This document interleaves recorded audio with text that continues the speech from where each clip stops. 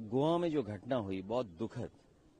हालांकि लोकसभा में कल वंदे मातरम था, तो हम लोग भी ये बात सोचते थे कि वंदे मातरम हमारे लिए ज्यादा इमोशनल है कि गोवा में जो घटना हुई है वो ज्यादा इमोशनल है हमारे लिए। खैर, इस तरह का निग्लिजेंस, खासकर इस तरह के रेस्टोरेंट या इस तरह की जो संस्थाएं बन रही हैं, उसमें इतनी बड़ी घटना हो जाए तो जिम्मेदार सरकार और जो नियम बने हैं वो है जिम्मेदार।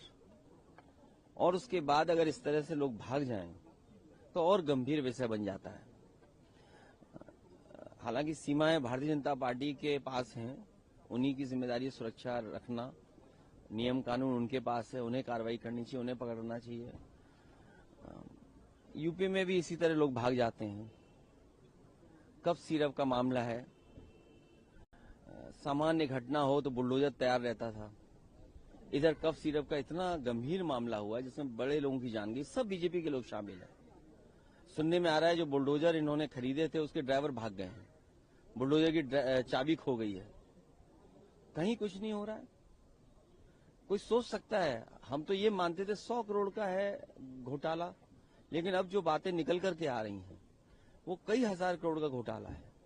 और यही नहीं, जिन विभागों को कार्रवाई करनी है वो सब विभाग मुख्यमंत्री जी के पास हैं।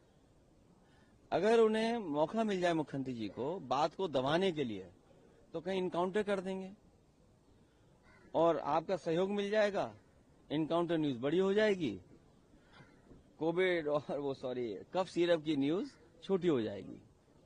गंभीर विषय है, आप भी इसमें मदद करें। ये भागने वाले लोग भारतीय जनता पार्टी भगाती है। इलेक्टोरल रिफॉर्म के ऊपर चर्चा होनी है यार। इलेक्शन रिफॉर्म पर जो डिबेट होनी है उसमें आप क्या पार्टिसिपेट कर रहे हैं और क्या? हमारी पार्टी सबसे बड़ी पार्टी उभर करके आई 2024 में, और उसका परिणाम यह है कि हमें वो फेस करना पड़ रहा है एसआईआर के बारे में। और आप लोगों को अगर याद हो, जब अयोध्या का चुनाव हुआ था मिल्कीपुर का, मैंने बाकायदा नाम पढ़े थे आपके सामने और नाम पढ़ करके बताया था कि ये अधिकारी हैं जिनकी वजह से हम चुनाव हारे हैं।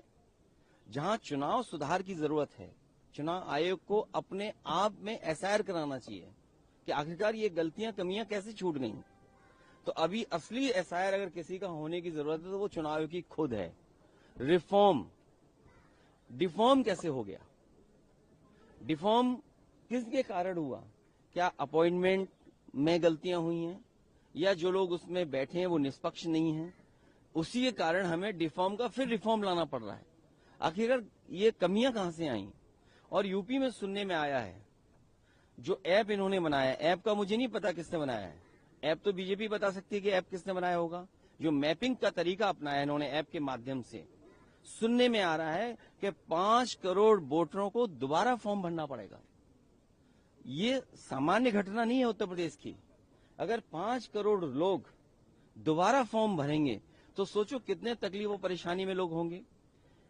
अभी रामपुर की घटना आई है, हमारे यहां तो ये भी है ना कि अगर आपको थाना चाहिए तो इनकाउंटर कर दो, अगर आपको बड़ा थाना चाहिए तो हाफ इनकाउंटर कर दो, और अगर पैसे वाला थाना चाहिए तो लगड़ा इनकाउंटर कर दो। रामपुर में जो मां ने फॉर्म भरे हैं अपने बेटों के जो बाहर थे, ये बात स्वीकार कर रहे हैं कि बाहर थे बेटे, और परिवार के लोग फॉर्म भर सकते हैं। अगर बीएलओ ये गलती कराएगा और बताएगा, बीएलओ को ट्रेनिंग ही नहीं दी, मैं ये दावे के साथ कह सकता हूं किसी भी बीएलओ को कोई ट्रेनिंग नहीं दी गई, बीएलओ को ये नहीं पता है फॉर्म कौन सा देना है। अगर उस परिवार में ये बात कही जाएगी कि आपके बेटे बाहर हैं तो इनको नया वोट वाला फॉर्म भरना पड़ेगा, जबकि 2003 की वोटर सूची में उसका नाम है। डीएम साहब को क्योंकि नंबर बढ़ाना है, रामपुर से हट करके नोएडा डीएम बनना है, इसलिए उन्होंने जानबूझ करके मुख्यमंत्री जी के आने से पहले एफआईआर दर्ज कराई है। मां नूरजहां के ऊपर इसलिए एफआईआर दर्ज की है कि उन्होंने गलत फॉर्म भरा है। 2003 में अगर फॉर्म है तो परिवार का कोई सदस्य फॉर्म भर सकता है। और दावा ये करे सरकार के, लगभग 3 करोड़ से ज्यादा लेबर यूपी के बाहर है। महाराष्ट्र में तो एसआईआर नहीं हो रहा। हमारे यूपी के लोग न जाने कितने महाराष्ट्र में हैं, दिल्ली में एसआईआर नहीं हो रहा, बहुत सारे लोग यूपी के दिल्ली में हैं। तो अभी हाल ही में हमने देखा दिल्ली का एक वोटर, कोई सांसद 2 जगह वोट डाला। कोई सांसद, भारतीय जनता पार्टी के पास ये आजादी है, ये इम्यूनिटी है कि वो कोई सा कानून कोई सा नियम तोड़ सकते हैं। दिल्ली में भी वोट डाला और बिहार में भी वोट डाला।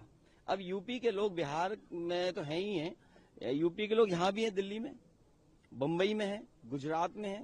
चलो गुजरात में तो ऐसा हो रहा है, मुंबई में जो बड़े पैमाने पर हमारे लोग रह रहे हैं उनका वोट कैसे बनेगा?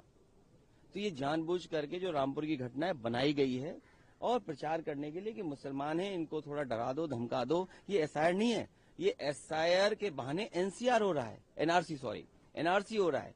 और एनआरसी इसलिए कर रहे हैं कि मुख्यमंत्री जी कह रहे हैं हम डिटेंशन कैंप बना रहे हैं, इसमें घुसपैठियां हैं, हम उनको बंद करेंगे।